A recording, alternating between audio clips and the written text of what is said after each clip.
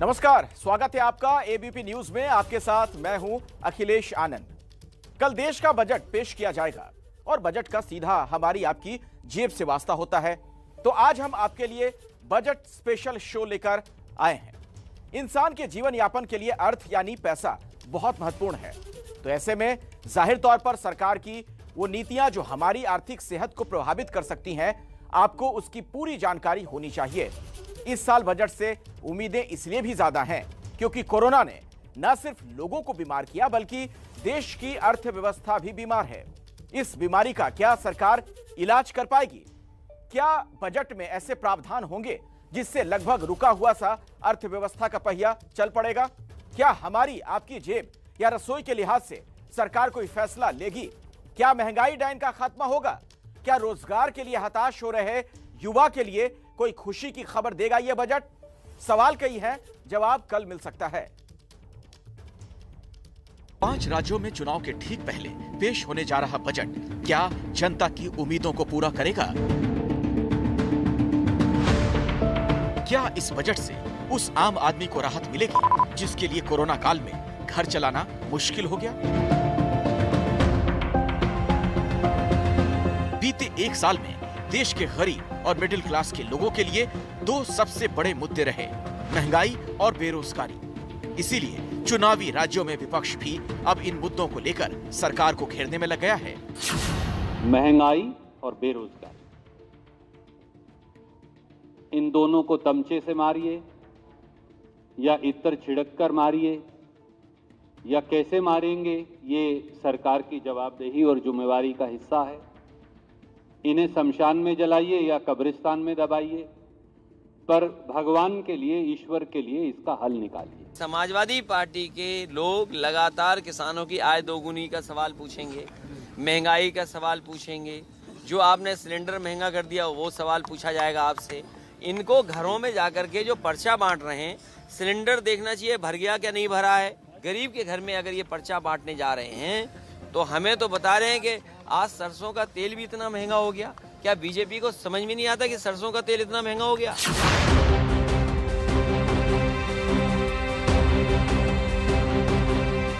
एक तरफ बढ़ती महंगाई और दूसरी तरफ टैक्स की मार। देश के मिडिल क्लास पर होने वाला ये डबल अटैक उनकी जेब खाली करता जा रहा है।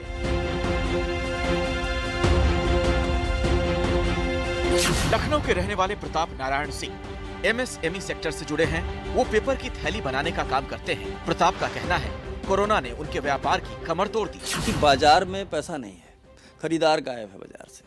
मेन कारण यह है कि लोगों के पास पैसा नहीं है। कमाई तो है लेकिन पैसा नहीं है, उसका बहुत बड़ा हिस्सा टैक्स के रूप में चला जाता है। सरकार की टैक्स कलेक्शन की क्या पोजीशन है ये तो मैं नहीं जानता, लेकिन जनता बेहाल है महंगाई से। ये जो विसंगति है, ये आमदनी और टैक्स में सरकार इसको दूर करे। प्रताप का कहना है कि छोटा व्यापार करने वालों की सबसे बड़ी मुश्किल ये है कि लागत बढ़ती जा रही है, मुनाफा घटता जा रहा है। इसीलिए वो सरकार से उम्मीद रखते हैं कि इस बजट में जीएसटी को कम करने पर विचार करना चाहिए। मैं वित्त मंत्री महोदया से ये निवेदन करना चाहूँगा आपके माध्यम से कि वो एमएसएमई सेक्टर को मजबूत करने के लिए सबसे पहला कदम है कि जीएसटी की दरों को रेशनलाइज करें। 28% की दर को तो मैं कहूँगा एबॉलिश कर देना चाहिए और 18% की जो दर है उसको भी थोड़ा रेशनलाइज करें। उसमें बहुत सारे आइटम हैं जो कि 18% के इतनी आमदनी नहीं है और न जनता देना चाहती है और न सरकार को टैक्स उतना ज़्यादा चार्ज करना चाहिए। एक तरफ व्यापार पर जीएसटी तो दूसरी तरफ सड़क पर चलने से लेकर पेट्रोल, डीजल या किसी भी सामान को खरीदने पर दिया जाने वाला टैक्स। आम लोगों के पास बचत की कोई संभावना नहीं और रही सही कसर महंगाई ने पूरी कर दी। सुलेखा का कहना है जिस तरह से खाने पीने की चीजों के दाम बढ़े, उसे देखते हुए बजट में सरकार को महंगाई कम करने से जुड़े कदम जरूर उठाने चाहिए। राशन पानी से लेके सब्जी भाजी, दूध, दही, सारी चीजें महंगी हो गई हैं, तो इसके लिए बहुत सोचना पड़ता है। यहाँ गैस सिलेंडर भी कितना 400-500 मिलता था, वो 1000 के ऊपर पहुँच गया है। नहीं कम है, खर्चा ज्यादा है भाई, खर्चा तो ज्यादा है ही है। बजट से एक दिन पहले सरकार ने जो आर्थिक सर्वेक्षण पेश किया उसमें भी साफ कहा गया है खाने पीने की चीजों में आई महंगाई में 60% हिस्सा खाने के तेल की बढ़ी हुई कीमतों का है। इसके अलावा मीट मछली के दाम भी लगातार बढ़ते रहे। महंगाई को लेके तो सब कुछ उलट पुलट हो गया। गवर्नमेंट से बहुत सारी ये कोविड को लेके काफ़ी सारी उम्मीदें रखी थी, लेकिन कुछ भी नहीं पूरा हो पा रहा। कोविड के चीज़ें सस्ती होनी चाहिए थी, सस्ती तो नहीं, लेकिन दिन ब दिन बढ़ती जा रही है। सिलेंडर्स की जो रूटीन है वो बढ़ती है, राशन की रेट्स बढ़ गए हैं, स्कूलों की जो फीसें हैं काम चल नहीं रहा, लेकिन स्कूलों की फीसें भी पूरी देनी पड़ रही है। होशियारपुर के रहने वाले मनप्रीत सिंह ने लंबे समय तक सरकारी नौकरी के लिए कोशिश की, लेकिन जब सफलता नहीं मिली तो उन्होंने प्राइवेट कंपनी में मार्केटिंग का काम शुरू कर दिया। लेकिन महंगाई और टैक्स के कारण उनके लिए घर चलाना मुश्किल होता जा रहा है।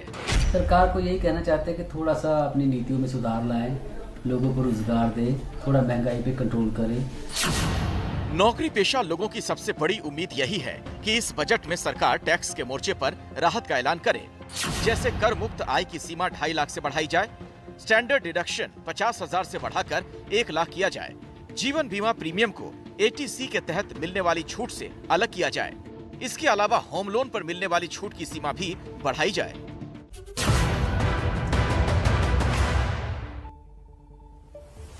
देखिए, बजट से हर तबके की अपनी अपनी उम्मीदें होती हैं।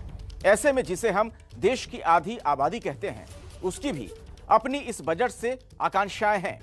बजट के पिटारे में महिलाओं के लिए क्या होगा? क्या कोई ऐसा नीतिगत फैसला लिया जाएगा जिससे महिलाओं के लिए न सिर्फ ज्यादा अवसर पैदा हो, बल्कि उनके आर्थिक स्वावलंबन को भी मजबूत आधार मिले?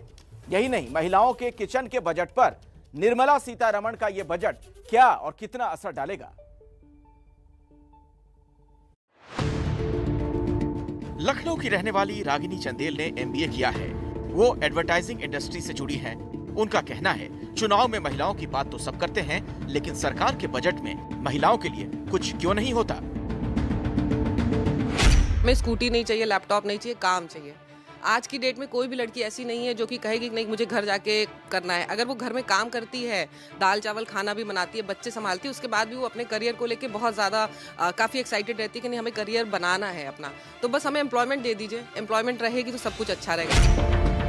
रागिनी का कहना है कि वित्त मंत्री निर्मला सीतारमण खुद कामकाजी महिला हैं। ऐसे में उन्हें कामकाजी महिलाओं की तकलीफों को और गंभीरता से समझना चाहिए। वो चाहती हैं कि बजट में टैक्स को लेकर राहत दी जाए। हम अपने घर चलाने या अपनी चीज़ें पूरी करने से ज़्यादा हम टैक्स पे करने के लिए कर रहे हैं। मुझे जाना है, दूध लेना है, सब्जी लेनी है, लेकिन हाँ 20 रुपए का सामान है तो मुझे 30 रुपए लेके चलना पड़ेगा क्योंकि उसमें टैक्स भी है। अमृतसर की रहने वाली पूनम एक प्राइवेट कंपनी में काम करती हैं। लॉकडाउन के वक्त कंपनी ने उन्हें घर से काम करने के लिए कहा और इस दौरान उनकी सैलरी भी आधी कर दी गई।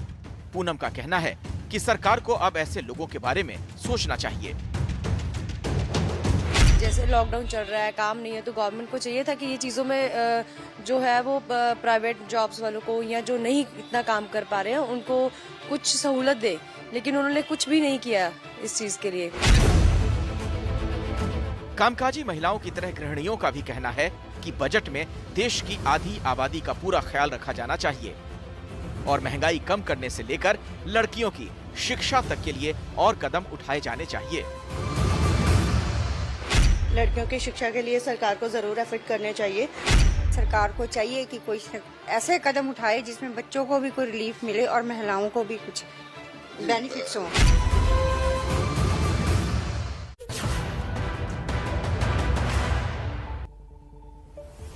और अब बात किसानों की। उत्तर प्रदेश और पंजाब के चुनाव में किसान एक बड़ा वोट बैंक हैं। पिछले 1 साल में नए कृषि कानूनों को लेकर हुआ किसान आंदोलन और अब एक बार फिर MSP के वादे को पूरा करने के लिए शुरू हुए विरोध प्रदर्शन की वजह से सरकार पहले ही दबाव में है। इसीलिए माना जा रहा है कि इस बजट में किसानों के लिए कुछ बड़े ऐलान हो सकते हैं। तो आपको दिखाते हैं उत्तर प्रदेश के किसान बजट से क्या उम्मीदें रखते हैं।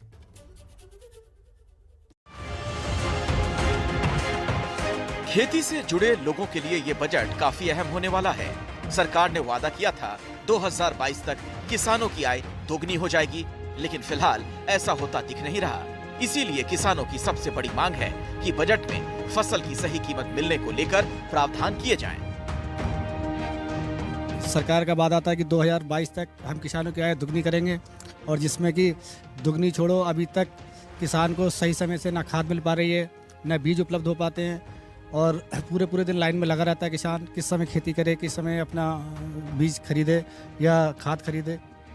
तो सरकार को इस पर कुछ सुविधा देनी चाहिए। शामली में गन्ने की खेती से जुड़े किसानों का कहना है कि बढ़ती महंगाई ने उनकी लागत बढ़ा दी है, इसीलिए बजट में सरकार को किसानों के लिए कीमतें कम करने पर विचार करना चाहिए। खाद बीज हो गया, इसके रेट सस्ते होने चाहिए। बहुत 2 गुना हो चुके इसके रेट। इसके रेट 2 गुना, जैसे डीजल हो गया, पेट्रोल हो गया, खाद्य सामग्री हुई, दवाई पे बहुत ज़्यादा रेट बढ़ गए। जो हम खेत में अपने दवाई डालते हैं उसका रेट 2 गुना के 4 गुना हो चुका।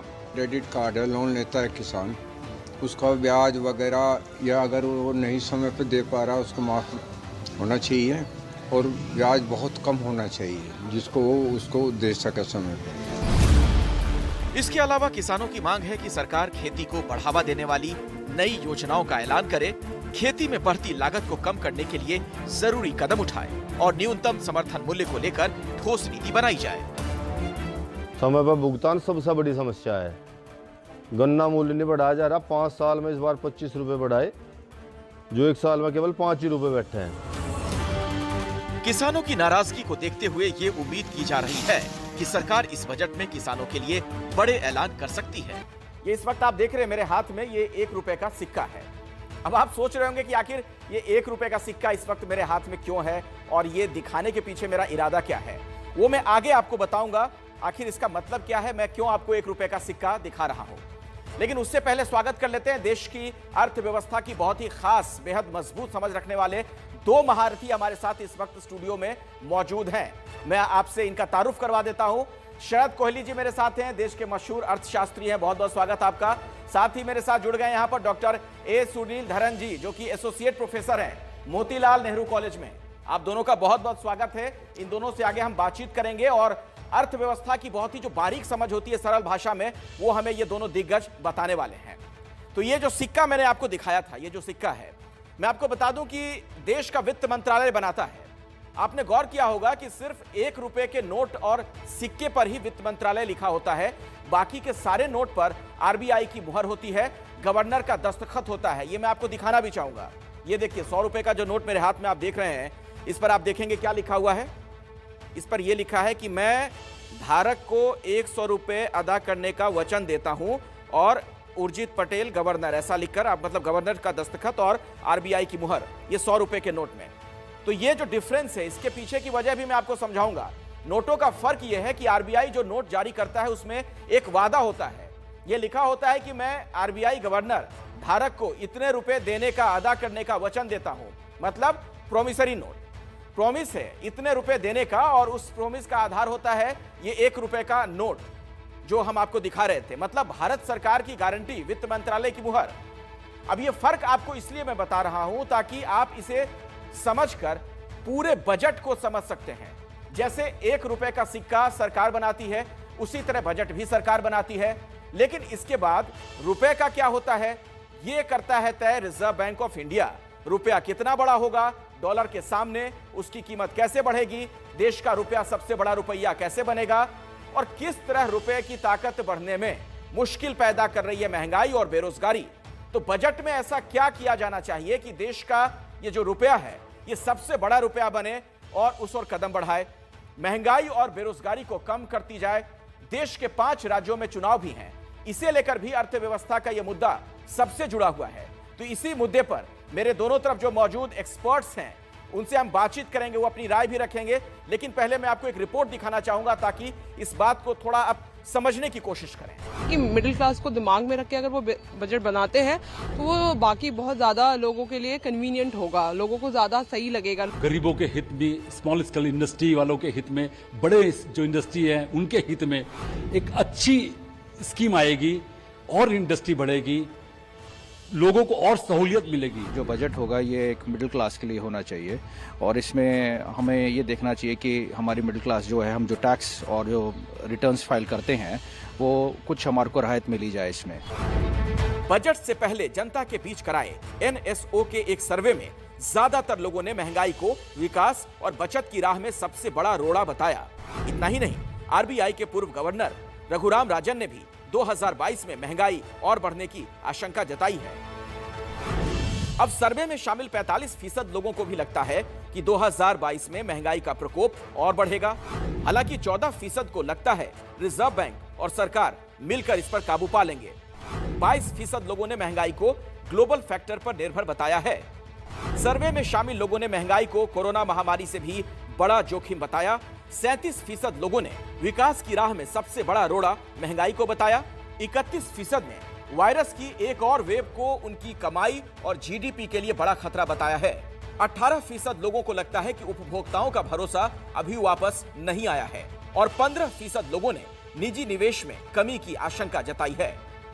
आपने एक सर्वे की रिपोर्ट देखी जिसका साफ और सीधा कहना है कि 2022 में महंगाई का पीक आने वाला है। कोरोना का पीक तो गुजर गया, लेकिन देश की इकोनॉमी को इसने इतनी बड़ी चोट पहुंचाई है कि देश ही नहीं पूरी दुनिया की अर्थव्यवस्था बिखरी बिखरी दिखाई दे रही है। इसी पर हम बात कर लेते हैं शरद कोहली जी से, और सुनील धरन साहब भी हमारे साथ मौजूद हैं। शरद कोहली जी, पहला सवाल मैं आप ही से पूछना चाहूंगा, आप क्या कहेंगे? महंगाई की पीक आने वाली है 2022 में। अब तक तो 5 राज्यों में चुनाव की वजह से पेट्रोल डीजल के दाम भी पिछले 84-85 दिनों से नहीं बढ़े। 7 मार्च को जब मतदाताओं के वोट जमा हो जाएंगे उसके बाद फिर वही होगा जो हर बार होता है, रोज दामों में बढ़ोतरी देखने को मिलेगी। देखिए बिल्कुल अखिलेश, ये होने वाला लग रहा है। और क्यों लग रहा है, मैं 2-3 कारण गिनवा देता हूं। एक तो आपने बिल्कुल ठीक कहा, इलेक्शन जब खत्म हो जाएंगे तो जो नियंत्रण में कही जाती हैं कीमतें, वो असल में कितनी नियंत्रण में होती हैं वो हम देख चुके हैं। दूसरा जो मैं अंतर्राष्ट्रीय 2 कारण गिनवाना चाहूंगा अखिलेश, जिसकी वजह से मुझे ऐसा लग रहा है।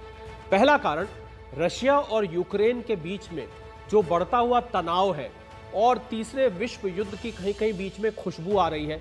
वो अगर लड़ाई छिड़ जाती है, बंदूकें दोनों तरफ तनी हुई हैं, अगर ये लड़ाई छिड़ती है तो ये मुझे लग रहा है कि सारी की सारी दुनिया की अर्थव्यवस्था पर असर डालेगा। सुनील धरन जी, अब आपसे मेरा सवाल है, आपने एबीपी न्यूज के साथ मिलकर एक डेटा स्टडी भी किया है जिसे हम आगे दिखाएंगे दर्शकों को। आपका क्या मानना है कि आने वाले चंद महीनों में क्या होने वाला है? आने वाले कुछ महीनों में महंगाई बढ़ सकती है, बढ़ेगी। इसके कई कारण हैं। एक, कुछ चीज़ों के दाम तो ऑलरेडी बढ़ चुके हैं, जैसे एसेंशियल गुड्स हैं उसके दाम तो बढ़ चुके हैं, पर कुछ जो कॉर्पोरेट्स प्रोड्यूस करते हैं जैसे अगर एफएमसीजी है या कंज्यूमर इलेक्ट्रॉनिक्स है, इनके दाम अभी पूरी तरह से बढ़े नहीं हैं। इनका कॉस्ट ऑफ प्रोडक्शन तो बढ़ा है सप्लाई डिस्ट्रप्शन की वजह से, पर उन्होंने वो पास ऑन नहीं किया अभी कंज्यूमर्स को।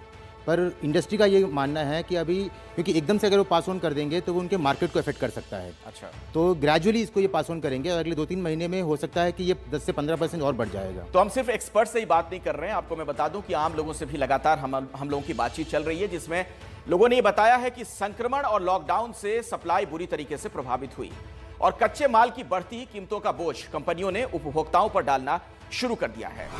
रिजर्व बैंक के आंकड़े कहते हैं बढ़ती महंगाई से लोगों की घरेलू बचत में 50% से ज्यादा गिरावट आई है। यह बताइए कि महंगाई को लेकर जो कैलकुलेशन है, आप लोगों ने जो इस पूरे मामले में आंकड़े निकाले हैं, उनमें किन फैक्टर्स को आपने लिया और उसका निष्कर्ष क्या बताता है, निचोड़ क्या है? इसमें दो चीज़ें हमने देखा। एक, जो महंगाई अभी हो रही है वो देखा हमने, और कोविड की वजह से कितना महंगाई बढ़ा है उसको देखने के लिए हमने ये किया कि प्री कोविड जो 5 साल है उसका जो एवरेज इन्फ्लेशन है उसको कैलकुलेट किया, और उसको जो अभी महंगाई है, जो दाम बढ़ रहे हैं, उससे कम करके देखा कि कितना कोविड की वजह से हो सकता है। और दूसरा ये देखा कि जो पेट्रोलियम प्राइसेस बढ़ रहे थे और पेट्रोल और डीजल के दाम बढ़े हैं, उसका भी कितना योगदान है वो करने की कोशिश की, देखने की कोशिश की हमने इसमें। बहुत बहुत धन्यवाद आप दोनों का हमारे साथ जुड़ने के लिए, और इस अहम मुद्दे पर आपने अपना वक्त निकाला, अपनी जानकारी हमें दर्शकों तक पहुंचाई है। इस शो को खत्म करने का वक्त हो गया है, लेकिन सुन लेते हैं उम्मीदों का दामन थामे महंगाई और बेरोजगारी के खिलाफ उठ रही इन आवाजों को। जो हमारा बेरोजगार तबका है उनको रोजगार बहुत कम मिला है पिछले कई सालों से कोरोना के नाते। तो मेरी गुजारिश है इनसे कि ये बेरोजगार के सिलसिले में काम करें। थोड़ी व्यापारियों को छूट भी मिलनी चाहिए, छोटे छोटे कारोबारियों को हेल्प के लिए ये लोन वगैरह का भी सुविधा होना चाहिए। कि मिडिल क्लास के लिए थोड़ा सा रिबेट वगैरह मिले सैलरी पर्सन को।